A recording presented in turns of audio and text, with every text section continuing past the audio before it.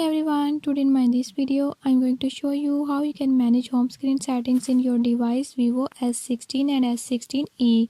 In this video I'll tell you a few tips and tricks that you can use to do it. Before I start, if you are new to my channel, don't forget to subscribe and press bell icon.